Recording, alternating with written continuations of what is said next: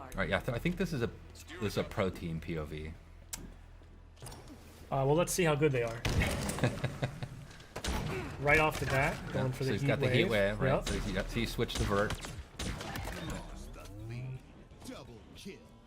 Steitzer. Steitz. It's good to have Steitzer back. Or we call it, there's some nickname of Steitzy is kind of the people implementing the VO.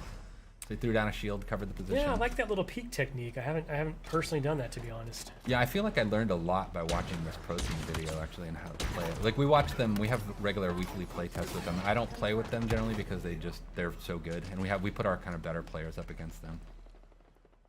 Also noticed that player went straight for the power weapon that spawns on this map in Slayer, which is hard for me to use, if I'm being honest. So you'll see, like, I mean, so you can see the friend foe. That's one of the obvious things you're looking at here. I know Sam was talking about it earlier. This is something that we've continued to kind of iterate and evolve, even beyond this build. I think this might be our main build right now. There's power weapon spawns there.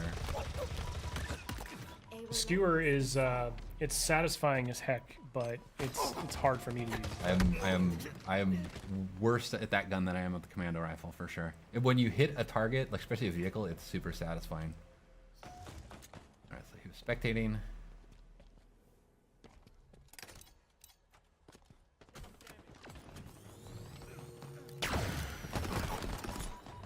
He missed the neutral.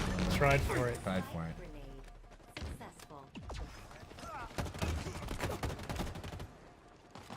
Hard for us to hear in studio, but I believe you'll hear some personal AI coming through. Yeah, you're hearing. There's a few things. So there's the Spartan chatter that we had in Halo 5. It really just kind of brings the battlefield, gives a lot more like reaction feedback to what's going on in the game. But you'll hear this personal AI, and what we did with them is we replaced what was called Spartan Leader, our team leader, and it's just a more personal version of that, and they have a lot of personality, and so it lets you kind of swap around and kind of customize that feedback, and they give you a lot of low-level fit. Pulled the power up.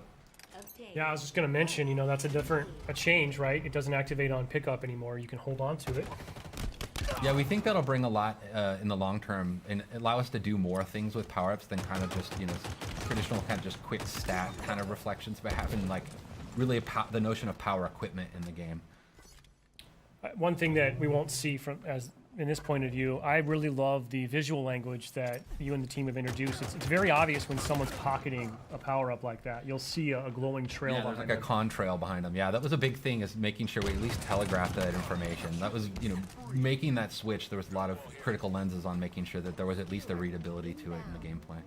I mean, so now it's sort of that risk-reward, right? Do I hold this and wait for that final push? Do I burn it now so I don't lose it? Yeah, you make a lot of choices that way. Like I sometimes will pocket it and think I'm getting cocky, and then I'll lose it, and I'll give like overshow. That was a dope. I'll give the OS to the enemy, which is, you know, super risky at that point. We're seeing a couple of little sort of, what do we call those, tutorial tips popping up there, which yeah. you can turn off in the settings. Yeah, you can turn them off, but on they're death tips is what we call them. But yeah, giving a little bit of feedback, you know, about the type of weapon that killed you, or like how you can respond better to it. I'm not sure at this point the pro team needs to know that, like, hey. Yeah, exactly. Or like just opt out if you don't really care about it, if you don't need that information, or it makes you feel bad, as some people might feel.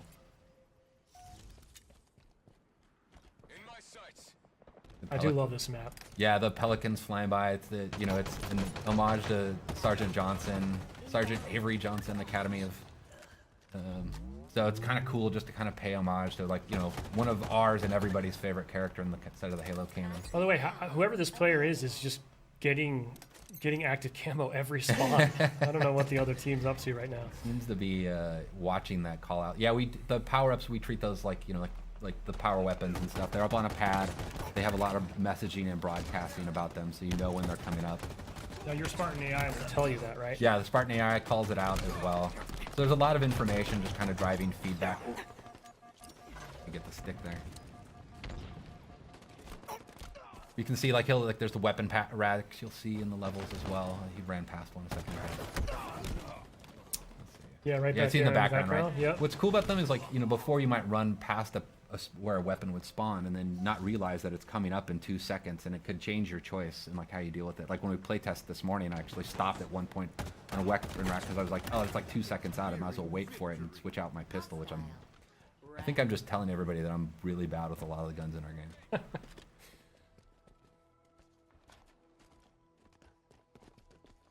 back.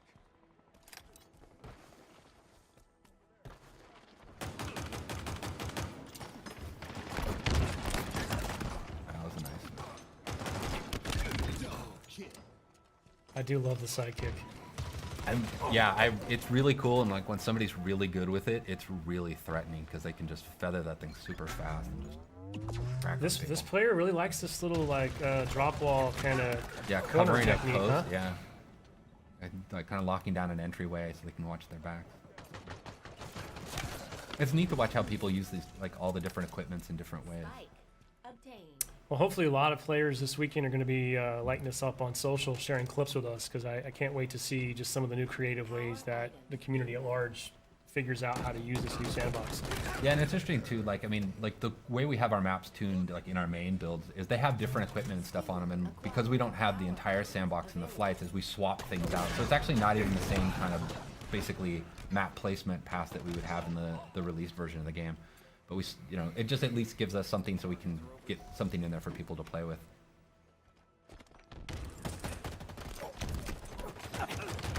Oh, match is getting close. You can hear the music starting to kick up, kind of signifying the end of the match is coming. I do love that. The multiplayer music, very cool. I'm really proud of the multiplayer music. There's a cool story about how we got to basically getting the music in the game. But it really meets this tone. It's something I've really wanted since Halo 4. Was this kind of post-rock soundtrack to the multiplayer. Well, actually just a Halo, but it became one of my goals for multiplayer. Taking damage. Last kill. We've lost a teammate.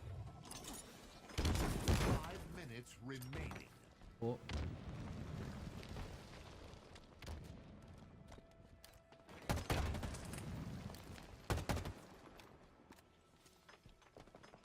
In my sights. Victory. Halo's got some drama. It Oh, is. they got There it. we Somebody go. else.